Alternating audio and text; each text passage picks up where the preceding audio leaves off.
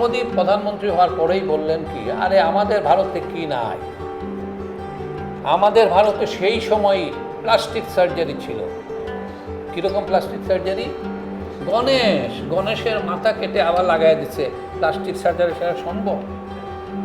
সেখানে আমাদের এরোপ্লেনের টেকনোলজি আজকে কি, সেই যুগে আমাদের পুষ্পক রথ ছিল, ইত্যাদি ইত্যাদি, অল বাকওয়াস। এই যে ধারাটা, ইতিহাস মানে হলো রাজবংশের ইতিহাস। সে ব্যাপারে রবীন্দ্রনাথের খুব চমৎকার মন্তব্য আছে। ভারতবর্ষের ইতিহাস প্রবন্ধ উনি লিখেছিলেন যে ভারতবর্ষের ইতিহাস বলিতে আমরা যাহা বুঝি এবং যাহা পড়ি এবং মুখস্থ করিয়া পরীক্ষা দিই, তাহা নিশীথ রাতে দুঃস্বপ্ন মাত্র। কোসাম্বী বই যখন বেরোলো, An Introduction to the Study of India, An Introduction to the Study of India 1957-এ যেটা বেরোলো, সেটা ভারতবর্ষের ইতিহাস চর্চা একটা, ইংরেজিতে এটাকে বলে যে প্যারাডাইম শিফট।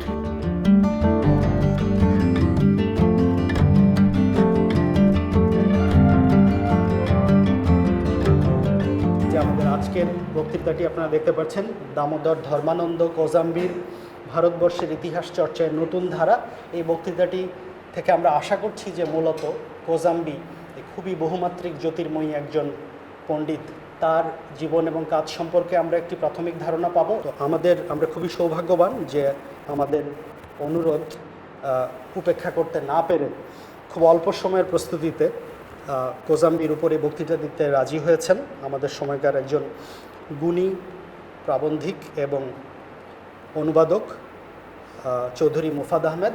মুসাফির মঞ্চের একটি ছোট্ট রেওয়াজ হলো খুব সংক্ষেপে একজন দ্বিতীয় অতিথি এসে প্রধান বক্তার সম্পর্কে একটা ছোট্ট পরিচিতি দিয়ে যাবে।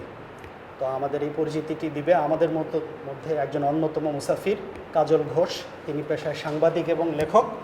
চৌধুরী মুফাদ আহমদ বাংলা ও ভারতীয় উপমহাদেশের ইতিহাস ও সংস্কৃতির একজন নিমগ্ন পাঠক ও গবেষক। তিনি ঢাকা বিশ্ববিদ্যালয় থেকে ইংরেজি সাহিত্যে এবং পরবর্তীতে ম্যানচেস্টার বিশ্ববিদ্যালয় থেকে উন্নয়ন প্রশাসনে উচ্চশিক্ষা গ্রহণ করেন। শিক্ষকতা নিয়ে শুরু হলেও জনাব চৌধুরীর দীর্ঘ কর্মজীবন মূলত বাংলাদেশ সিভিল সার্ভিসে নিবেদিত হয়েছে। প্রাথমিক এবং কর্মমুখী শিক্ষাসহ বিভিন্ন দিক নিয়ে তার কর্মপ্রয়াস এবং গবেষণা প্রবন্ধ সুধী মহলে ব্যাপক সমাদৃতও হয়েছে। বাংলা সাহিত্য, সংস্কৃতি ও ইতিহাস তার গবেষণা এবং রচনার মূল বিষয়। ঊনবিংশ শতকের বাংলা তার বিশেষ আগ্রহের ক্ষেত্র। 2021 সালে সময় প্রকাশন থেকে প্রকাশিত চৌধুরী মুফাদ আহমেদ রচিত বিদ্যাসাগর কথা পাঠকবর্গের কাছে সমাদৃত হয়েছে। গ্রন্থটি ঈশ্বরচন্দ্র বিদ্যাসাগরের মতো একজন বড় মাপের পণ্ডিত এবং সমাজ সংস্কারককে ছোট ছোট গল্পকথার মাধ্যমে সাধারণ পাঠকের কাছে উপস্থাপিত করার এক ব্যতিক্রমী প্রয়াস। 2022 সালে বাংলা গবেষণা প্রকাশনা থেকে তার রচিত আরেকটি জীবনী গ্রন্থ বদরুদ্দিন ওমরের জীবন ও কাজ প্রকাশিত হয়। নাম থেকেই আমরা বুঝতে পারি তিনি বাংলাদেশের রাজনৈতিক ইতিহাসের এক জীবন্ত কিংবদন্তির জীবনী লিখতে গিয়ে কি এক অসাধ্য সাধন করেছেন। ইতিহাসের পাঠক হিসাবে আমরা অনেকেই একাদশ শতাব্দীতে বরেন্দ্র অঞ্চলে সংঘটিত কৈবর্ত বিদ্রোহের কথা শুনেছি। এই বিদ্রোহের একমাত্র প্রামাণিক দলিল হচ্ছে কবি সন্ধ্যাকর নন্দী রচিত সংস্কৃত পুঁথি রামচরিতম। সন্ধ্যাকর নন্দী বাংলার পাল শাসনামলের একজন বাঙালি কবি, যার জন্ম হয় একাদশ শতকের শেষের দিকে। তার রচিত রামচরিতম পুঁথিটি আবিষ্কার করেন বিখ্যাত ভারতরত্নবিদ এবং বাংলা সাহিত্যের ইতিহাস রচয়িতা পণ্ডিত হরপ্রসাদ শাস্ত্রী। কৈবর্ত বিদ্রোহ নিয়ে রচিত এই অমূল্য পুঁথি রামচরিত সংস্কৃত থেকে ইংরেজি এবং ইংরেজি থেকে অনুবাদ করেছেন চৌধুরী মুফাদ আহমদ। তার এই গুরুত্বপূর্ণ কাজটি প্রকাশ অপেক্ষায় রয়েছে। আজ তরুণ প্রজন্মের সাথে দামোদর ধর্মানন্দ কোসাম্বির মতো একজন বহুমাত্রিক জ্যোতির্ময়ী ব্যক্তিত্বের পরিচয় করিয়ে দেবেন এবং কোসাম্বির কাজের একটি বিশেষ দিক সম্পর্কে আলোকপাত করবেন গুণী প্রাবন্ধিক ও অনুবাদক চৌধুরী মুফাদ আহমদ।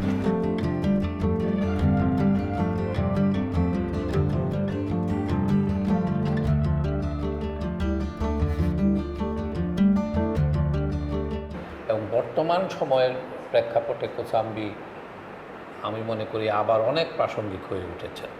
সেটা আমি বলবো কেন প্রাসঙ্গিক হয়েছে। তো আমি আলোচনা শুরু করার আগে প্রথম স্লাইডটা যাই আমরা।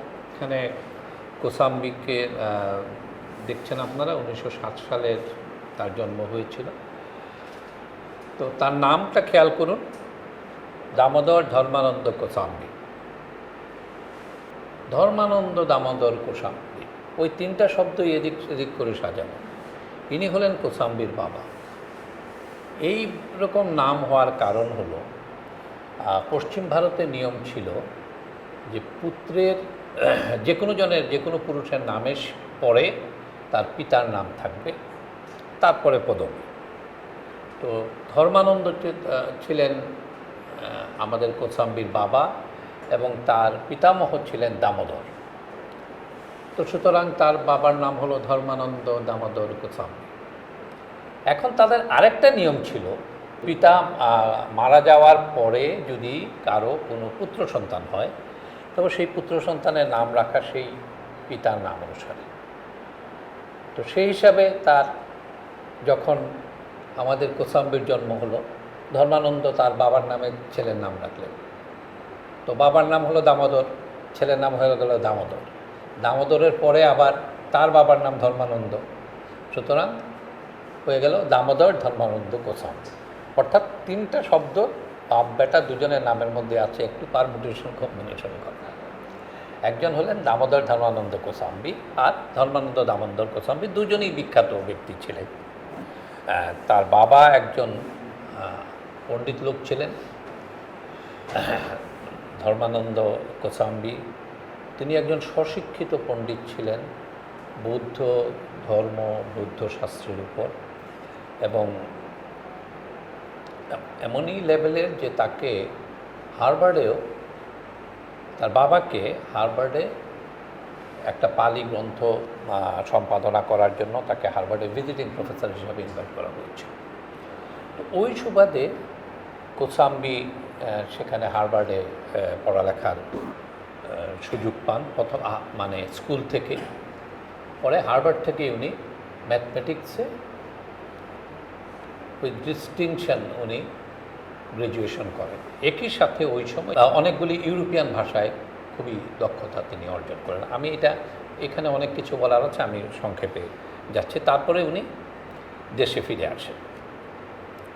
তো আমরা যার কথা বলছি, কোসাম্বি নিয়ে আমরা কেন আলোচনা করছি এখানে আজকে, যে কারণে আলোচনা করছি সেটা হলো কোসাম্বি হলেন এমন একজন লোক যার কোনো ইতিহাসের উপর কোনো প্রাতিষ্ঠানিক ডিগ্রি তার ছিল না, কিন্তু এবং ইতিহাস চর্চা তার পেশাও ছিল না। তিনি একজন গণিতবিদ ছিলেন, প্রথিতযশা গণিতবিদ ছিলেন, সেটাই তার পেশা ছিল। ইতিহাস পাশাপাশি উনি ইতিহাস নিয়ে লিখতেন। এমন একজন লোক যিনি ভারতের ইতিহাস চর্চায় নতুন ধারা প্রবর্তন করেছেন, যার কোনো ইতিহাসে কোনো ডিগ্রি নেই। তিনি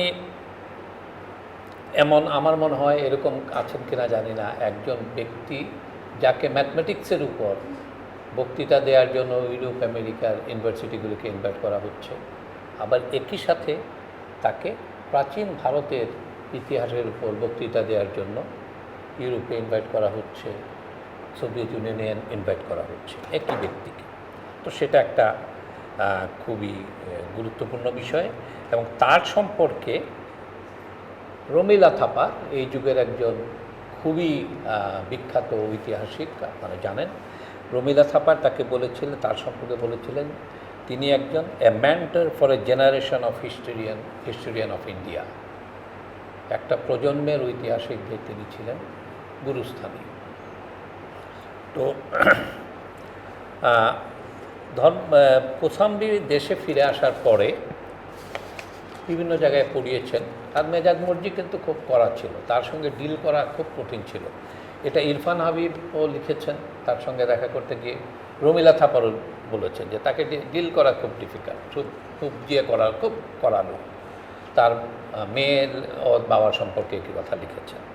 তো উনি বেনারস হিন্দু বিশ্ববিদ্যালয়ে পড়িয়েছেন, আলিগড় মুসলিম ইউনিভার্সিটিতে পড়িয়েছেন, অন্যান্য কলেজ টলেজে পড়িয়েছেন, অনেক জায়গায় পড়িয়েছেন, চাকরি ছেড়েছেন। সকল ক্ষেত্রেই তার একটা খিটিমিটি অনেকের সঙ্গে লেগেছে।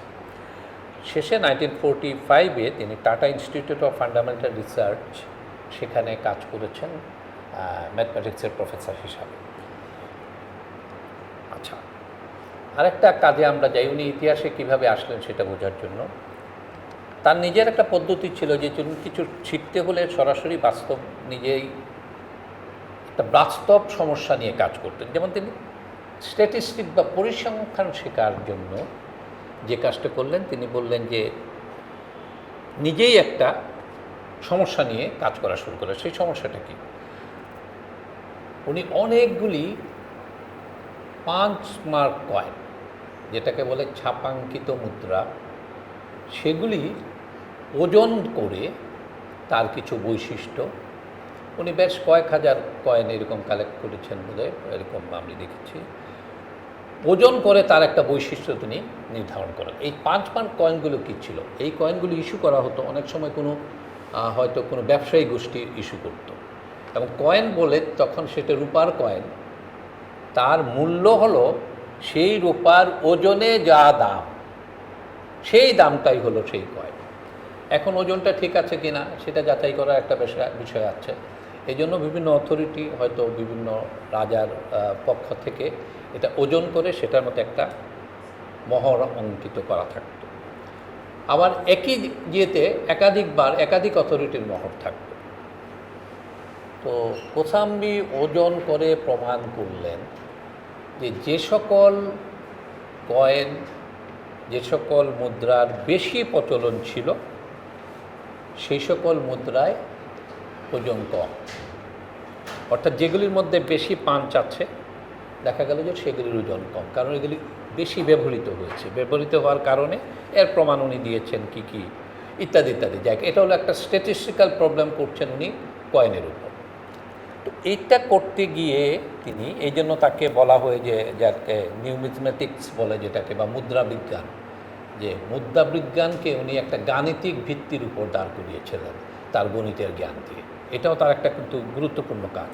এর উপর উনি মারা যাওয়ার পরে শুধু তার ওই মুদ্রা বিজ্ঞান বা নিউম্যাথমেটিক্সের উপর লেখা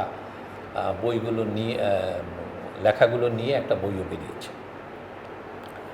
এখন এই মুদ্রাগুলি আবার কালানুক্রমিকভাবে ছাপাতে গিয়ে তার মনে একটা প্রশ্ন দেখা দিল যে এই ছাপগুলি কারা দিয়েছে, এই রাজাগুলি কারা, কোন সময়ে।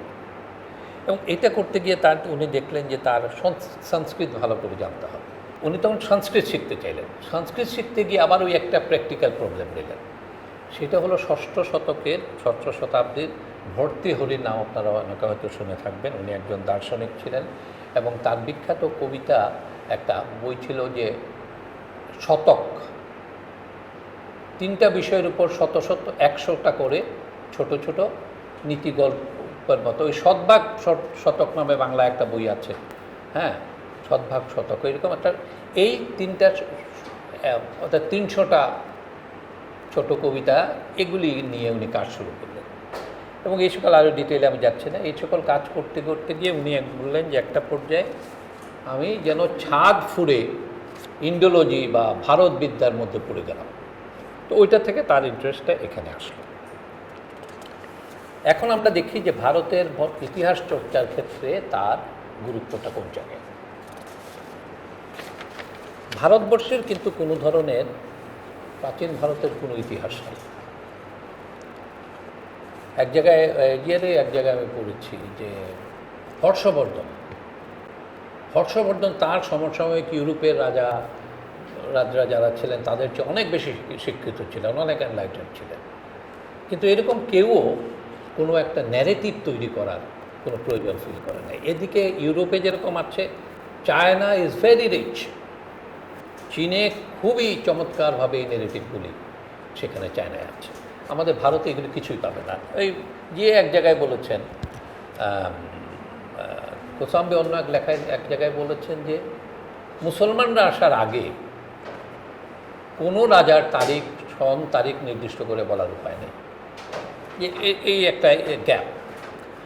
প্রথম যেটা ভারতের ইতিহাস হিসাবে কম্পাইল করা হয় সেটা হলো 1817 সালে প্রকাশিত সেই বিখ্যাত জেমস মিলের history of British India. James Mill কিন্তু সেই বিখ্যাত জন স্টুয়ার্ট মিলের বাবা। তো হিস্ট্রি অফ ইন্ডিয়া এটায় তিনি ভারতবর্ষকে বা ভারতের ইতিহাসকে 3টা ভাগে ভাগ করেছিলেন: হিন্দু যুগ, মুসলিম যুগ আর ব্রিটিশ যুগ।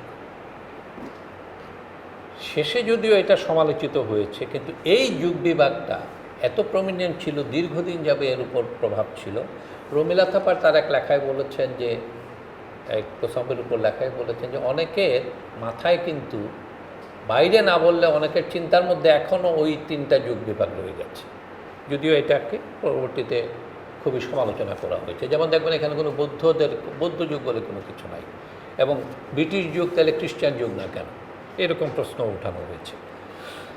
তার পরবর্তী বই যেটা খুবই গুরুত্বপূর্ণ একটা, সেটা হলো 1914 সালে প্রকাশিত ভিনসেন্ট স্মিথের সেটা খুবই বিখ্যাত বই, আর্লি হিস্ট্রি অফ ইন্ডিয়া।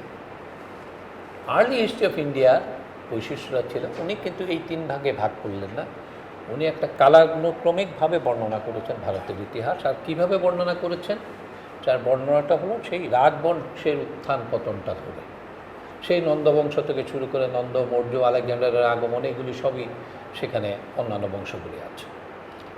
এই যে ধারাটা, ইতিহাস মানে হলো রাজবংশের ইতিহাস। আমাদের এখানে মনে আছে মুখস্থ করা, বাবার হইল জ্বর সারিল ঔষধে, এগুলি মানুষ মুখস্থ করে রাখত। কিভাবে বাবর, আকবর, কে কার পুত্র, এগুলি মনে রাখার জন্য। অর্থাৎ রাজবংশের ইতিহাসটাও সব ইতিহাস। এই ব্যাপারে রবীন্দ্রনাথের খুব চমৎকার মন্তব্য আছে।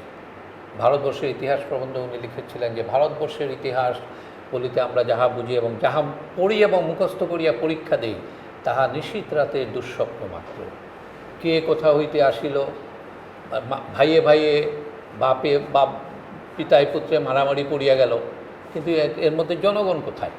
এই প্রশ্নটা রবীন্দ্রনাথ করেছেন। রবীন্দ্রনাথ এমনি মহৎ কবি না, এমনি মহৎ না। রবীন্দ্রনাথকে না পড়ে অনেকেই ইদানিং দেখা যায় রবীন্দ্রনাথ নিয়ে কথা বলতে চান, 2 পাতা রবীন্দ্রনাথ না পড়ে। রবীন্দ্রনাথের গুরুত্বটা নানা কারণেই খুবই মানে আমাদের মনে রাখা উচিত। যাই হোক, তো এইটা কিন্তু দীর্ঘদিন আমাদের ঐতিহাসিকদের মধ্যে এই বিষয়টা দীর্ঘদিন চলে এসছে, এই ট্রেন্ডটা, যে ইতিহাসটা হবে কালানুক্রমিক এবং রাজবংশের ইতিহাস। এবং আপনি আমাদের বিখ্যাত সেই স্যার যদুনাথ সরকার থেকে শুরু করে আমাদের ঢাকা ইউনিভার্সিটির ভিসি আর.সি. মজুমদার থেকে শুরু করে এরা সবাই কিন্তু ইতিহাসইভাবে লিখেছেন। কোসাম্বী বই যখন বেরোলো, An Introduction to the Study of India, An Introduction to the Study of India 1957-এ যেটা বেরোলো, সেটা ভারতবর্ষের ইতিহাস চর্চা একটা, ইংরেজিতে এটাকে বলে যে প্যারাডাইম শিফট। তো এই বিষয়টা একটা মজার ব্যাপারে বলি, উনি যখন টাটার সেই ইনস্টিটিউটে কাজ করতেন, সেটা তো মুম্বাইয়ে, তো মুম্বাইয়ের আবহাওয়া তার পছন্দ হতো না, তার বাড়ি তো পুনাতে, এটা বোধহয় প্রথমে বলিনি, পুনায় তার জন্মগ্রহণ করেছেন। তখন যখনই উনি পুনা থেকে মুম্বাইতে আসা যাওয়া করতেন, এবং তখন এখনও এটা আছে, একটা বিখ্যাত ছিল সেই সময় ডেকান কুইন নামে একটা ট্রেন, কমিউটার ট্রেন, 3 ঘন্টার চেয়ে বেশি সময় বোধহয় লাগতো, 192 কিলোমিটার এখন দেখলাম আমি দূরত্ব। উনি একটা পিঠে ব্যাকপ্যাক, তার মধ্যে বই নিয়ে ওই ডেকান কুইনে উঠে বসতেন, এবং সেটা দিয়ে উনি ওই ডেকান কুইনে আসা যাওয়া করতেন। এই বাকি সময়টাই উনি পড়ালেখা করতেন, এবং এই জন্য উনি প্রতিদিন ফার্স্ট ক্লাসে ট্রাভেল করতেন। তাহলে এক আমেরিকান বন্ধু এই জন্য খোঁচা দিয়ে বলেছেন যে ভারতের একজন মার্ক্সবাদী উনি ফার্স্ট ক্লাসে ট্রাভেল করেন, আর আমি একজন আমেরিকান ক্যাপিটালিস্ট, আমি ট্রাভেল করি সেকেন্ড ক্লাস। তো উনি কী কারণে করতেন? কারণ তার সময়টা উনি কাজে লাগাতেন। রমিলা থাপার তার একটা ইন্টারভিউতে যখন পিএইচডি করছেন, তখন তার সঙ্গে দেখা করতে চাইলেন। তখন উনি বললেন যে দেখা করতে চাও, তাহলে একটা উপায় হলো যে আমার সঙ্গে ওই ট্রাভেল করার সময়, ডেকান কুইনে ট্রাভেল করার সময়, ওই সময় আমার সঙ্গে চলো, ওই সময় কথা বলা যাবে। এবং উনি যখন ইন্ট্রোডাকশন বইটা লিখে নেন, introduction to the study of Indian history, ওটার মধ্যে ঠিকানা দেয়া থাকে না, যে নিচে ঠিকানা দেওয়া ছিল ডেকান কুইন। অর্থাৎ তার অনেক লেখাই উনি সেই ট্রেনে বসেই উনি সেটা হয়তো লিখেছেন। এখন হলো কেন এটা একটা ইপক মেকিং একটা বই। বা কোসাম্বি কেন বিখ্যাত হলো? প্রথম হলো কোসাম্বি ওই যে ভারতের কালানুক্রমিক ইতিহাস, এটাকে উনি গুরুত্ব দিতে চাইলেন না। প্রথম বললেন যে এটা প্রাচীন ভারতের ক্ষেত্রে উনি বললেন যে আমাদের কোনো ওগুলি খুব অবস্কিওর, তারিখ সাল আমরা যেটা জানি খুবই অবস্কিওর হবে, এটা মনে রাখার, এটা খুব মিনিংফুল কিছু করার মতো তারিখ সাল আমরা জানি না। ওই যে আগে আমি যেটা বললাম সেইটা করলে উনি বললেন যে সবচেয়ে ইতিহাস হলো একটা সমাজ ধারাবাহিকভাবে সমাজে তার যে উৎপাদন সম্পর্ক যেটা, সেটার পরিবর্তন কিভাবে হয়েছে, তার ইতিহাসটাই হলো প্রকৃত ইতিহাস। এটা হলো তার অ্যাপ্রোচ। অবশ্যই এটা মার্ক্সবাদ প্রভাবিত, সেটা আমি পরে ডিসকাস করছি। এটার একটা সময়ানুক্রমিক বয়ান হলো ইতিহাস। ওই কে রাজা ছিল, কে ছিল, তা নিয়ে যায়। এবং তার কাছে যে একটা রাজবংশের বয়ানের চেয়ে তার কাছে বেশি গুরুত্ব ছিল মানুষের জীবনযাত্রা, মানুষের জীবন ধারণের উপকরণ কী ছিল, উৎপাদন পদ্ধতি কী ছিল, তাদের বিশ্বাস, সংস্কার এমনকি কুসংস্কার জোর দিয়ে বলেছেন। এগুলির মধ্যে প্রতিফলিত হতো অনেক ইতিহাসের উপাদান সেখান থেকে পাওয়া যেত। এবং সেটা কিভাবে একটা সমাজ থেকে সেই পশুচারণ সমাজ, এর আগের সমাজ ছিল যেমন সংগ্রাহক, শিকার এবং সংগ্রহ, এরকম থেকে পশুচারণ সমাজ, তারপরে কৃষিভিত্তিক সমাজে কিভাবে উত্তরণ হলো, এর ইমপ্লিকেশনগুলো কি, সেগুলির উপরই তার মূল গুরুত্বটা উনি দিতে চেয়েছেন। এবং ইন্ট্রোডাকশানে কোসাম্বি যে কথাগুলি বলেছেন আমি বলি যে এই যে একটা উৎপাদন সম্পর্ক যেটা তার যে সমাজের যে অর্থনৈতিক ভিত্তিটা তৈরি করে এবং সেটার প্রভাব সুপারস্ট্রাকচারের উপর বা উপরিকাঠামোর উপর কী পড়ে, সেটাকে উনি ইমেন্স গুরুত্ব দিয়েছেন। এবং একটা কথা কোট করেছেন, ইরফান হাবিব কোট করে বলেছেন যেখানে যে অনাদিকাল থেকে গ্রামগুলোর অস্তিত্ব ছিল না। কোসাম্বির কথা, যে গ্রাম সেই আগে থেকে গ্রাম ছিল না। সে গ্রামগুলি কী হয়েছে, ট্রাইবাল ভারতে লাঙ্গল ব্যবহারকারী কৃষিভিত্তিক গ্রাম অর্থনীতির প্রচলন স্বয়ং একটি বিশাল ঐতিহাসিক অর্জন। উনি বলতেন যে লাঙ্গল ভিত্তিক কৃষি, এটাকে উনি খুবই গুরুত্ব দিয়েছেন। যে লাঙ্গল ভিত্তিক কৃষি, আপনি দেখেন লাঙ্গল এখন আমাদের যে ইয়েরা আছেন, হিল ট্র্যাক্টে যারা আদিবাসীরা আছেন, হিল ট্র্যাক্টে নৃগোষ্ঠী, তার তো লাঙ্গল ভিত্তিক কৃষি তাদের নাই। অনেক ট্রাইবাল যারা আছেন তাদের মধ্যে কিন্তু সেই লাঙ্গল ভিত্তিক কৃষির এখনও প্রচলন নাই। তো উনি এটাকে বলেছেন যে লাঙ্গল ভিত্তিক কৃষি এমনি হয় না। লাঙ্গল ভিত্তিক কৃষির গুরুত্বটা বলতে গিয়ে উনি বলেছেন যে কখন কী পর্যায়ে লাঙ্গল ভিত্তিক কৃষির প্রচলন হয়। এই জন্য তার মতে একসময় কে রাজা ছিলেন কিনা এই প্রশ্ন গুরুত্বপূর্ণ না। গুরুত্বপূর্ণ ছিল যেমন বলেছেন যে তখন লাঙ্গলের ব্যবহার ছিল কিনা, লাঙ্গল ভারী ছিল না হালকা ছিল, সেগুলি তার কাছে বেশি গুরুত্বপূর্ণ। ট্রাইবাল সমাজ ভেঙে কিভাবে সেটা একটা বর্ণভিত্তিক সমাজের মধ্যে গৃহীত হলো। এবং আপনারা অনেকেই এটা বলেছেন যে বিভিন্ন ট্রাইব যারা ছিল তাদেরকে যখন ইনক্লুশন হয়, এরাই কিন্তু একটা বিশাল শূদ্র সমাজ গড়ে তুলেছে। এরা এবং যুদ্ধবন্দীরা এরাই কিন্তু শূদ্র সমাজটা তৈরি করেছে। তারপরে বলছেন যে মানুষ যে ধাতুর অস্ত্রশস্ত্র ব্যবহার করে সেই ধাতুগুলো আসতো কোত্থেকে, সেই প্রশ্ন কোথায়, সেগুলো আমাদের জানতে হবে। ইউরোপের মতো আমাদের দেশে কেন সেই দাসপ্রথা ছিল না বিভিন্ন সময়, ওই প্যাটার্নের দাসপ্রথা ছিল না, কী কারণে, সেইগুলি সেই প্রশ্নগুলি। এবং বলেছেন যে অনেক মধ্যপ্রস্তর যুগের অনেক আচার এখন পর্যন্ত কেন ভারতে পালিত হয়, কেন অনেক প্রস্তর যুগের দেবতা এখনও পূজিত হচ্ছে। এই সকল প্রশ্ন হলো একজন ঐতিহাসিকের জন্য বের করা, কে রাজা ছিল আর রাজার হইল কি, আবার বাবার হইল আবার জ্বরের চেয়ে অনেক বেশি গুরুত্বপূর্ণ। কোসাম্বির আলোচনায় যে জিনিসটা আলোচনা অবশ্যই করতে হবে সেটা হলো তার উপর মার্ক্সবাদের প্রভাব। উনি ব্যাপকভাবে মার্ক্সবাদ দ্বারা প্রভাবিত হয়েছিলেন। তবে একটা কথা মনে রাখতে হবে, অনেক মার্ক্সবাদীর মধ্যে এই প্রবণতা আছে। আমি যে কোনো কারণে সেই শৈশব থেকে অনেক আমাদের দেশে মার্ক্সবাদীদের সঙ্গে আমার ওঠা বসা, তো তো অনেকের মধ্যে, শুধু ভারতের সকল জায়গার মধ্যে মার্ক্সবাদের একটা প্রবণতা আছে যে এই হলো মার্ক্স এই বলেছেন, মার্ক্স এঙ্গেলস এই বলেছেন, আমার ইতিহাসে এই জিনিসটাকে খাপ খাওয়াতে হবে।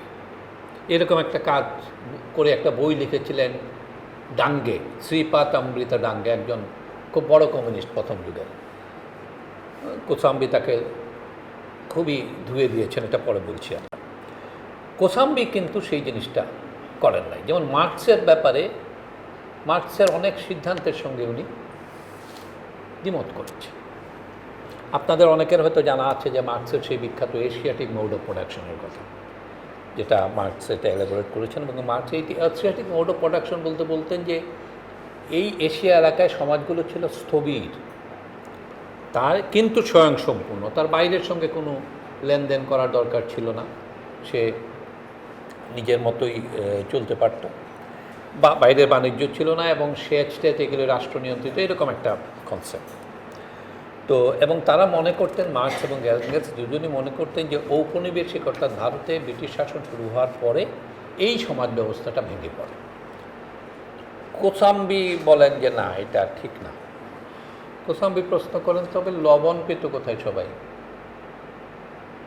তার মেটাল তো সব জায়গায় নাই, ধাতু পেত কোথায়? তাকে অবশ্যই তার ট্রিট করতে হতো, সে পণ্য বিনিময় করতে হতো।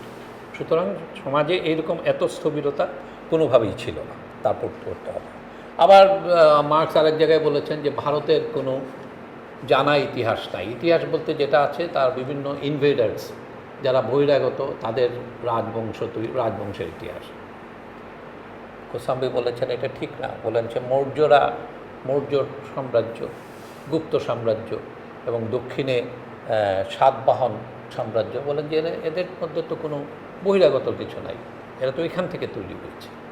অর্থাৎ এমনিতে আমাদের মার্ক্সবাদীদের মধ্যে প্রবণতা হলো মার্ক্স আলাইহিসসালাম যা বলেছেন সেইটাই একদম ঠিক, এটা অক্ষরে অক্ষরে গ্রহণ করতে হবে। তো তার এই জিনিসটা, এবং দাসপ্রথার বিষয়ে উনি করেছেন যে আমাদের এখানে যে দাসপ্রথা আছে সেটা মোটেই দাসপ্রথার মতো, রোমান দাসপ্রথার মতো না।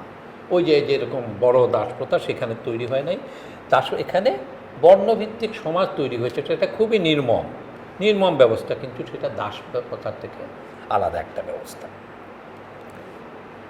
কিন্তু কোনো ক্ষেত্রে এই যেরকম মার্ক্সের সিদ্ধান্তের সমালোচনা করলেও পদ্ধতিটা উনি সম্পূর্ণভাবে নিয়েছেন মার্ক্সের থেকে, এবং এইটা বলেছেন যে ইতিহাস এটা হলো বিশ্লেষণের জন্য মার্ক্সবাদী অ্যাপ্রোচটাই খুবই গুরুত্বপূর্ণ। এবং আমি ব্যক্তিগতভাবে মনে করি যে মার্ক্সের একটা বিশাল কন্ট্রিবিউশন হলো মার্ক্সবাদের, মার্ক্স এঙ্গেলসের এদের সেই বিশ্লেষণের চোখটা দেয়া, আমাদের ইতিহাস দেখার, ইতিহাস বোঝার যে দৃষ্টিভঙ্গি, এটা হলো একটা বিশাল।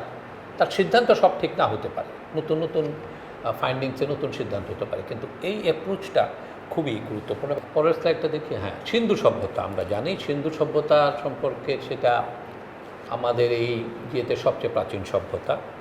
তো এর উপর অনেক মন্তব্য কোসাম্বির আছে। কোসাম্বি একটা কথা বলতেন যে সিন্ধু সভ্যতার লোকজন লোহার ব্যবহার জানতো না এবং তাদের লাঙ্গলের ব্যবহার ছিল না। একটু পরেরটা, তো এইটা হলো লাঙ্গল কৃষি। কোসাম্বির একটা বড় থিওরি ছিল যে লাঙ্গলের ব্যবহার ওরা জানতো না, তখন কৃষি লিমিটেড ছিল, সীমিত ছিল।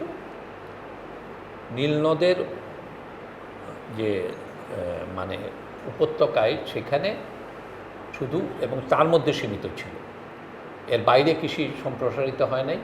কী কারণে সম্প্রসারিত হয় নাই? কারণ যেহেতু লোহা ছিল না, হাতল লাগানো কুঠার ছিল না।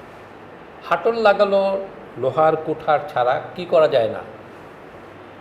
জঙ্গল সাফ করা যায় না। জঙ্গল কাটার জন্য আপনাকে কুঠার লাগবে। যখন আপনার হাতে, আপনি পাথরের কুঠার দিয়ে জঙ্গল সাফ করতে পারবেন না। যখন এই কুঠারের ব্যবহার শুরু হলো, তখন এই জঙ্গল কেটে সাফ করে সেখানে ব্যাপকভাবে কৃষির প্রচলনটা হলো, এবং এই লাঙ্গলটাও সেই সময় মধ্যে চলে আসে। তো এই যে এরপরে উনি বলতেন যে তখন কৃষিটা হতো, এটাকে আমি জানি না নাম, এটা হ্যারো বলে, এটা গর্তের মতো হবে। ওই যে আমাদের যেটা জুম যেভাবে করে, জুমে একটা গর্তের মধ্যে সব যেগুলি দিয়ে দেয়, উনি বলতে চেয়েছেন তখন ওইটা হ্যারো টাইপের জিনিস ছিল, যেটাকে নরম মাটির মধ্যে গর্ত করে তাতে তারা কৃষিটা করতেন। এটা হলো হ্যারোপ্লাউইং বলে এটাকে।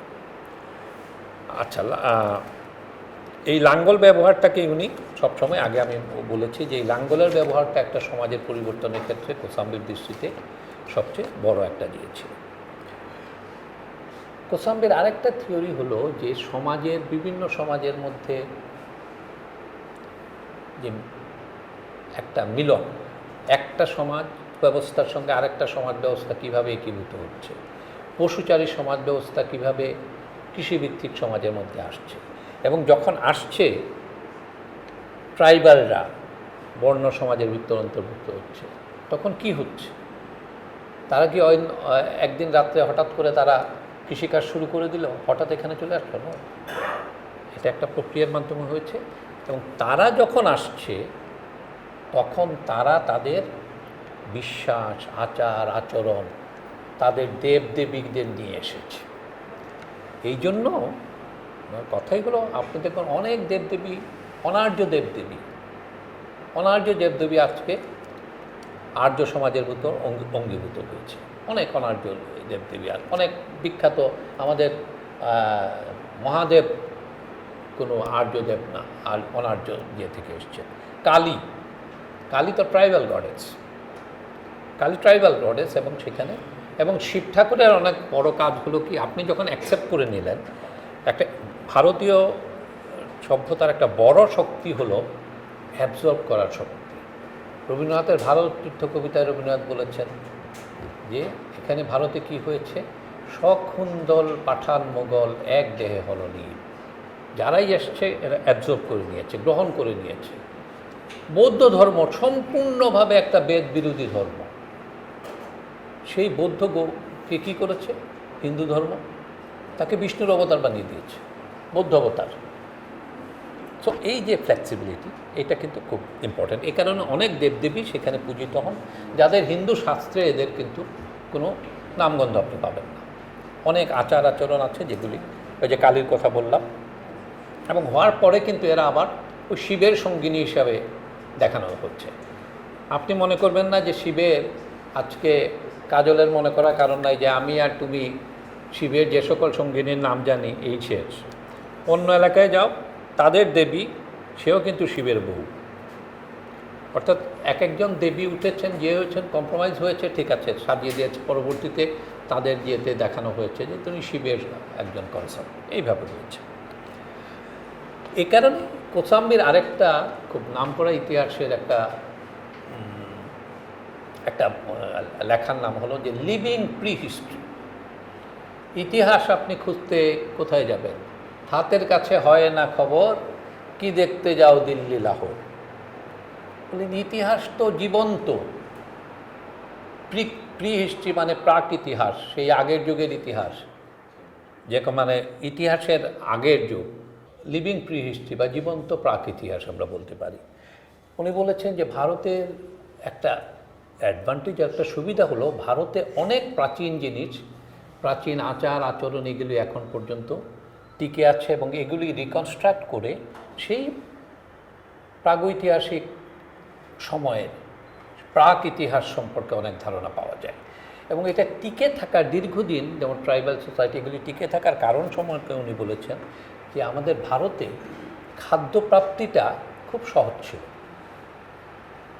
বনে জঙ্গলে প্রচুর খাবার, এবং ওই যে সংগ্রহ করে শিকার করে দীর্ঘদিন তারা, এখন পর্যন্ত ভারতের বিভিন্ন জায়গায় যারা আছে তারা কিন্তু এই কৃষিভিত্তিক সমাজে আসে নাই, তারা সেই ট্রাইবাল জীবনযাপন করছে যেভাবে করে যাচ্ছে। তো যে আমাদের এই যে যারা আছে মুন্ডা টুন্ডা, এদেরকে তো ওই আমরা মেরে ধরে যে করে শেষ না করলে, তারা তো সেদিন পর্যন্ত সেই বিরসা মুন্ডার উলগুলান তো আর এমনি হয় নাই, তাই তো?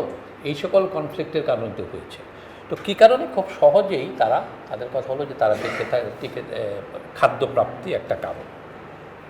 এমনকি তার একটা কমেন্ট হলো, এই খাদ্যপ্রাপ্তির ক্ষেত্রে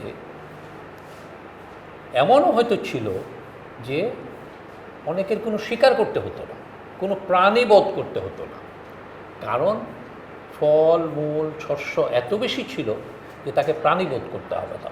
এবং কোসাম্বি এক জায়গায় মন্তব্য করেছেন যে আমাদের ভারতে যে বৌদ্ধ জৈন, এরা যে প্রচণ্ড রকম তীব্রভাবে নিরামিষাশী, এটা হয়তো তার সেই পুরনো ট্রাইবাল কোনো মেমোরি, ট্রাইবাল কোনো কথার একটা ধারাবাহিকতা হয়তো। ভারতে যে অনেক জায়গায় অনেক যে নিরামিষাশী, উনি বলছেন যে ভারতে প্রচুর খাবার ছিল, আমার অন্য কাউকে প্রাণী মেরে খাওয়ার দরকার ছিল না। এটাই হয়তো ধারাবাহিকভাবে এখানে এখন পর্যন্ত ইয়ে হচ্ছে। প্রি হিস্ট্রি, এখন এটা বলছে যে প্রি হিস্ট্রি। আপনারা এটা দেখেন, এটা হলো আমরা সবাই চিনি এটাকে শিলনোড়া, এখন সবার ঘরেই আছে, শিলপাটা সবার ঘরে আছে না? এটা কিন্তু আমাদের সেই হরপ্পা মহেঞ্জোদারোর সময় থেকে চলে আসছে, সেই মেসোপটেমিয়াম সভ্যতা বলেন, মিশরীয় সভ্যতা বলেন। এখন আমি একটা গুরুত্বপূর্ণ জায়গায় দেখাতে চাই, এই ছবিগুলোর মধ্যে কোনো পার্থক্য আছে কিনা দেখেন। আপনি দেখেন এখানে হাতটা কীভাবে রাখা হয়েছে, এটা এইভাবে করা হয়। এটা আমাদের দেশে আমরা তাই করি। এই হলো আরেকটা, এটা হলো এই সাইডে ধরা। এই যে সূক্ষ্ম বিষয়গুলি ঘটে, এইগুলির পেছনেও ইতিহাস আছে। কোসাম্বী বলেছেন যে ভারতের উত্তর ভারত থেকে যেটা আসছে সেটা হলো এইভাবে ধরা, আর দক্ষিণ ভারতের এইভাবে ধরা। কী কারণে, কারা কোন সময় কী ধরনের জিনিস গ্রাইন্ড করতে হতো সেটার নেচার দিয়ে এগুলি, ওটা কোসাম্বী এই ডিফারেন্সগুলি বলেছেন। ওটা এই জন্য বলছি যে আপনি দেখেন লিভিং প্রি হিস্ট্রিতে কত সূক্ষ্ম পার্থক্য থেকে আপনি ইতিহাস সম্পর্কে এখানে ধারণা পেতে পারেন। বৃক্ষ পূজা, আমাদের এখানে বৃক্ষ পূজা আছে, অবশ্যই বৃক্ষ পূজা আছে। এই যে এর জন্য প্রমাণ দিলাম, বৃক্ষ, অনেক বৃক্ষই পূজিত হয়, এর মধ্যে অশ্বত্থ একজন একটা বৃক্ষ হিসাবে, সেই বোধি বৃক্ষ বুদ্ধের, এ থেকে শুরু করে অশ্বত্থ একটা হিন্দু ধর্মে একটা হিসাবে পূজিত হয়। কিন্তু অনেকেই বলেছেন, কৃষ্ণ বলেছেন যে আমি বৃক্ষের মধ্যে সেরা, আমি অশ্বত্থ বৃক্ষ, ইত্যাদি ইত্যাদি। তো এই যে বৃক্ষ পূজা, এই সকল জিনিস, এটা dates back to very old time. তা আপনি এখানে দেখবেন ইতিহাস তো এখানে এই জায়গায় আছে। এইটা হলো চড়ক পূজা। চড়ক পূজায় এই যে একে কিন্তু তার একটা বড়শির মতো জিনিস দিয়ে পিঠের মধ্যে গেঁথে সেটা দিয়ে ঘোরানো হয়। আমাদের ভারতের সকল জায়গায় এই চড়ক পূজা হয়, সকল জায়গায়। এটা বসন্তের চৈত্র সংক্রান্তির দিন হয়, তাই না? চৈত্র সংক্রান্তির দিন হয় আমাদের এখানে, অন্য অনেক জায়গায় হয়। উনি বলেছেন যে এই চড়ক পূজার কথা কিন্তু কোনো হিন্দু ধর্মশাস্ত্রের মধ্যে নাই, কিন্তু এটা শাস্ত্রীয় কোনো ব্যাপার না, এটা বৈদিক কোনো বিষয় না। এটা হলো কোসাম্বীর কথা হলো যে এই চড়ক পূজা, এবং উনি ইন্টারভিউ করেছেন সেই মহারাষ্ট্র বিভিন্ন এলাকায়। তখন ইন্টারভিউতে পুরনো লোকজন তাদের বলেছে যে আসলে এখন আর কি চড়ক পূজা হয়, in those good old days, আগের দিকে কি হইতো, এই চড়ক পূজায় তাকে কিন্তু দেবতার মতো বোধহয় করা হয়, একটা ট্রিট করা হয় এক সময়। আমি বাংলায় হয় কিনা জানি না, ওইখানে হতো বলে যে সব কিছু শেষ হওয়ার পরে তারপরে তাকে স্যাক্রিফাইস করা হতো। এটা ডিটেল ফিল্ড ওয়ার্ক থেকে কোসাম্বী এগুলি জেনেছেন যে আগের যুগের কথা। এই যে স্যাক্রিফাইস, উনি বলেছেন এটা কোত্থেকে আসছে, it is a compromise between two types of societies, পিতৃতান্ত্রিক সমাজের সঙ্গে মাতৃতান্ত্রিক সমাজের। যে মাতৃতান্ত্রিক সমাজের একটা বৈশিষ্ট্যের কথা শেষ দিকে আমি এই কথাটা বলবো। একটা বৈশিষ্ট্য হলো হাজব্যান্ড স্যাক্রিফাইস। প্রতি বৎসর আদিম একটা প্রথা ছিল টু স্যাক্রিফাইস দ্য হাজব্যান্ডস। হ্যাঁ, তো উনি এইটা দিয়ে বলেছেন যে এই যে প্রাচীন প্রথাগুলি এখানের মধ্যে, এতে থেকে আপনি যদি এমনি দেখেন একটা জিনিস দেখবেন যে কিছুই না, এদের ঘোরাচ্ছে। আমরা ছোটোবেলায় আমি অবশ্য দেখি নাই, আমি তা শুনেছি আমাদের সিলেট শহরে হইতো এটা। কিন্তু এর মধ্যে আপনি দেখবেন ইতিহাস, আপনি যদি চান লিভিং প্রি হিস্ট্রি এখানের মধ্যে আছে। বলির ব্যাপারটা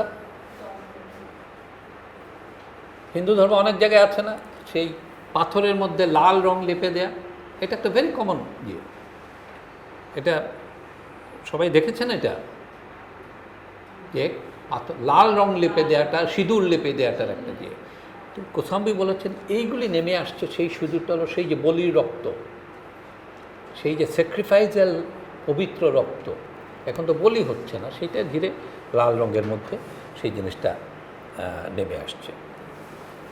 ফার্টিলিটি রাইটস বা উর্বরতা সংক্রান্ত একটা আচার আচরণ। উর্বরতা খুবই খুবই জরুরি একটা বিষয়। কৃষিভিত্তিক সমাজে কি চাইবে? একটা কৃষিভিত্তিক সমাজ সবসময় একজন কৃষক কি চায়? তার জমির উর্বরতাটা সে চায়। এবং উর্বরতার সঙ্গে সবসময় কাকে দেয়া হয়? উর্বরতার কে পূজিত হন উর্বরতার জন্য? কারা পূজিত হন? সকল সভ্যতায় উর্বরতার জন্য পূজিত হন নারী দেবী। সকল সভ্যতায় উর্বরতার দেবী নারী, কারণ নারী উর্বরতার প্রতীক। কারণ নারী শি ক্যান প্রডিউস। এই যে উর্বরতার কথা অনেকগুলি বলেছেন অনেক জায়গায়, যে এই ফার্টিলিটি রাইটগুলি পরে জানতো, ফার্টিলিটি রাইট অনেক জায়গায় চলে আসছে। এবং কোসাম্বি এখানে বলতে চেয়েছেন যে এখন যে হোলি খেলা হয় সেটাও একটা ওল্ড ফার্টিলিটি রাইট থেকে এসছে, একটা উর্বরতা সংক্রান্ত একটা উর্বরতার উৎসব থেকে হোলি খেলা। আমরা এখানে হোলি খেলা দেখলাম, খুব সুন্দর। কি অমিতাভ বচ্চনের সেই বিখ্যাত গান, হ্যাঁ, রঙ বরসে। হ্যাঁ, তো এর পেছনে যে সেই আদিম ফার্টিলিটি রাইট এগুলি ইয়েতে আছে। আরেকটা পরে যান, এগুলো কি? এগুলোকে হলো মাইক্রোলিথ, ছোট ছোট পাথরের অস্ত্র। এটা বর্ষার ফলক হতে পারে, ছুরির মতো ব্যবহারযোগ্য জিনিসপত্র হতে পারে। কোসাম্বির আরেকটা অভ্যাস ছিল, অন্যরা তার সম্পর্কে লিখেছেন, যে তিনি কোনো জায়গায় গেলে, হয়তো কোনো একটা রিলিজিয়াস সাইট বা দিয়ে এর আশেপাশে উনি একটু হালকা খোঁড়াখুড়ি করতেন। তার হাতে যে স্টিক থাকতো একটা, তার আগার অংশ ওই খোঁড়াখুড়ির উপযোগী ছিল, ওটা দিয়ে চলতেন এবং খোঁড়াখুড়ি করতেন। এবং অনেক ওই মাইক্রোলিথ উনি কালেক্ট করতেন, পাথর থেকে কেটে ছোট ছোট দিয়ে। সেই প্রস্তর যুগে মানুষ এটা ব্যবহার করত, ছুরি হিসাবে ব্যবহার করত, বর্ষার ফলক হিসেবে ব্যবহার করত। এখন কি এগুলির ব্যবহার আছে? নেক্সট, এই সমাজের নাম হলো ধাঙ্গর সমাজ। আমার মনে হয় আমাদের ধাঙ্গরটা বোধহয় ওইখান থেকে এসছে। এটা হলো মহারাষ্ট্রের ধাঙ্গর গোষ্ঠী। এখানে তো এরা খুবই কাজ আমরা করাই তাদেরকে দিয়ে, কিন্তু এই ধাঙ্গর গোষ্ঠীটা হলো একটা পশুচারী সমাজ। তারা অনেক পশু নিয়ে ঘুরে বেড়ায়। তো এই পশুপালক ধাঙ্গর সমাজের তারা যে বিভিন্ন জায়গায় যায়, যে করে তাদের মধ্যে প্রচুর প্রচলন উনি খুঁজে পেয়েছেন সেই মাইক্রোলিথ। কী কারণে তারা ব্যবহার করে? তারা যে ওই কিছু পুরুষ মেষকে নপুংসক করার জন্য তারা কিন্তু ব্যবহার করে সেই মাইক্রোলিথ পাথরের দিয়ে। কী কারণে করে? কারণ বর্তমান ছুরি টুরি এগুলিতে যে ইনফেকশনের সম্ভাবনা অনেক বেশি। ওইটা তারা যে করে তারপর ওইটাকে সিদ্ধ করে ফেলে দেয়। ওইটা যে মাইক্রোলিথটা এবং হয়তো পাঠা জিয়ের কাছ থেকে যে টেস্টিসগুলি বের করে নিয়ে আসে, ওইগুলি একসাথে সিদ্ধ করে ছুঁড়ে ফেলে দেয়। এই দিস ইজ দ্য রাইট। তার মানে আপনি দেখেন সেই প্রাগৈতিহাসিক microlith still in use. This is living prehistory. এই সকল জায়গার উপর দৃষ্টি আকর্ষণ প্রথম যিনি করেন তিনি কোসাম্বি। মাতৃতান্ত্রিক সমাজ ইত্যাদির কথা আমি বলেছি, যে এর মিলনের কথা বলেছি। একটা উদাহরণ দিই, পরেরটায় যাই। যেমন আপনি দেখেন যে কিভাবে পরিবর্তন হয়। এই যে এটা বাম দিকে, এটা একটা সিল, এটা মহেঞ্জোদারোতে প্রাপ্ত একটা সিল। মহেঞ্জোদারোতে প্রাপ্ত সিল। এখানে ওই থেকেই লেখা আছে এই যে প্রোটোসিবা। প্রোটো শব্দের অর্থ কারো কারো না জানা থাকলে বলি যে প্রোটো হলো কি বলবার আদি, অর্থাৎ একটা জিনিসের ঠিক রূপটা পাওয়ার আগের পর্যায়ে, এটাকে বলা হচ্ছে প্রোটোসিবা, অর্থাৎ শিবের পূর্ববর্তী রূপ। এও বলেছেন, কোসাম্বিও বলেছেন, শিব সম্ভবত পরিবর্তিত হয়ে এই যে দেবতা তারই হয়তো একটা পরিবর্তিত রূপ হয়ে শিবের আকার গ্রহণ করেছে। আমাদের দুর্গার আর এক নাম কি? মহিষমর্দিনী। মহিষমর্দিনী আপনি এখানে দেখেন, এর যে মহিষের সিংহের যেটা, এখানে উনি বলেছেন যে এটা হলো পুরুষতান্ত্রিক সমাজের সঙ্গে নারী সমাজের মধ্যে একটা এবং কৃষিভিত্তিক সমাজ, নারী প্রাধান্য যেহেতু থাকে, এবং এই যে দুর্গার যে মর্দিনী রূপ, মহিষাসুর, এটা আসলে হলো পুরুষতন্ত্রের সঙ্গে নারীতন্ত্রের একটা সংখ্যা এবং নারী যে এর একটা বিজয়। এরপরেরটা যান, শ্রীকৃষ্ণ। এখানে যাদের মহাভারত পড়া আছে তারা সবাই জানেন যে মহাভারতের শ্রীকৃষ্ণ হলেন মহাভারতের একজন কেন্দ্রীয় চরিত্র।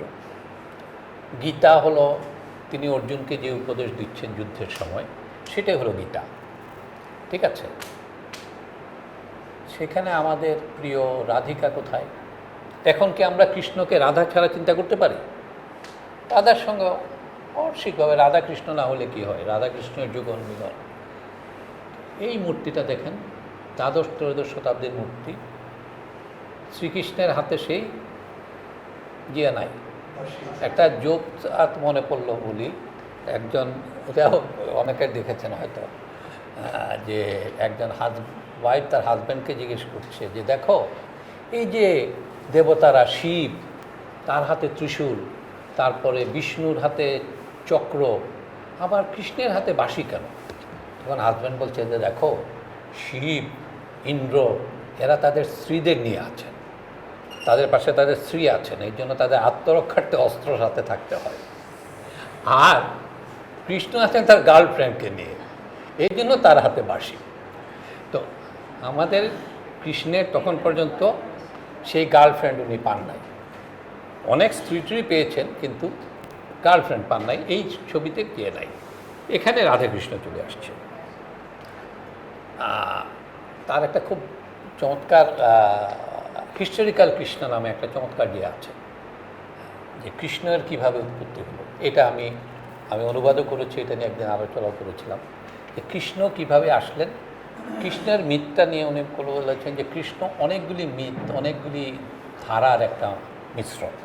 ওইটা বিস্তারিত যাচ্ছি না, যে এবং ওইখানে বলেছেন কিভাবে গ্রিক রাইটারদের লেখা থেকে কোট করে বলেছেন, যে গ্রিক রাইটাররা বলেছেন যে আমাদের এখানে বলছে যে এখন তাদের আগের দেবতা ডায়োনিসিস, সে এখন তাকে ঠেলে পাহাড়ে পাঠিয়ে দেওয়া হয়েছে।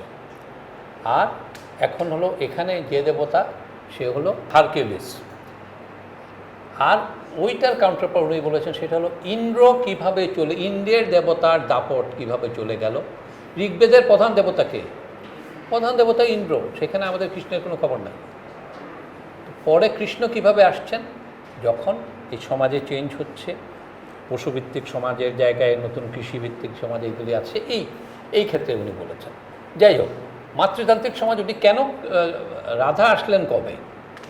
রাধা আসলেন, কোসাম্বী তার লেখায় বলেছেন যে কৃষ্ণের কাহিনী বাংলায় পৌঁছানোর আগে পর্যন্ত রাধা কৃষ্ণের অঙ্গীভূত হন নাই, সুতরাং শ্রীরাধা কিন্তু আমাদের লোক। কোসাম্বীর আরেকটা জায়গা বলছে, পরেরটা জানতো, হ্যাঁ কোসাম্বী, ওইখানে কেউ আমাকে কারেক্ট করতে পারে, এখনও বোধহয় বিয়ের কি তুলসী গাছের সঙ্গে কৃষ্ণের বিয়ের ব্যাপারটা কি এখনও আছে এখানে, জানো নাকি? এটা প্রতি বৎসর নাকি কৃষ্ণের তুলসীর ওই যে বিয়ে হয়, এরকম একটা ঘটনা আছে, আমরা খুব বিয়েতে জানি না। উনি ওখানে বলেছেন যে এইখানে ফিরে আসে সেই আদিম হাজব্যান্ড স্যাক্রিফাইসের কথা, যে আগে নারী বিয়ের মধ্যে ছিল, সে তার একটা স্টেজে গিয়ে সে হাজব্যান্ড, আফটার 1 ইয়ার হাজব্যান্ড স্যাক্রিফাইস হতো, নতুন হাজব্যান্ড থাকতো, নতুন ইয়ে থাকতো। এখানে উনি বলেছেন যে এখন তুলসী গাছ, যে তুলসী গাছে হিন্দুরা তুলসী গাছের বেদি যেটা করেন, সেটা তার থিওরি অনুযায়ী এটা সেই অরিজিনাল বলির বা স্যাক্রিফাইসের যে বেদি সেটা থেকে এসেছে। দুইটা আমি চিত্র এখানে দিয়েছি, এটা হলো বলির বেদি, এটা হলো তুলসী গাছের বেদি।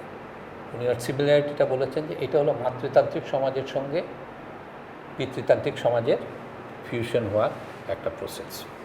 এর আগে আমি একটু বলি যে তার অনেকগুলি বই ছিল, এর মধ্যে বিখ্যাত বইটা হলো যে introduction to the study of Indian history, যেটা নিয়ে আমরা আলাপ করলাম।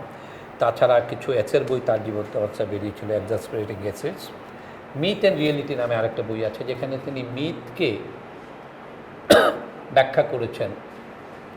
মিথ তো এমনি আমরা মিথ যখন পড়ি, আমরা একটা কাহিনী পড়ে ফেললাম, উর্বশী পুরুরবার কাহিনী, গল্পের মতো আমরা পড়লাম।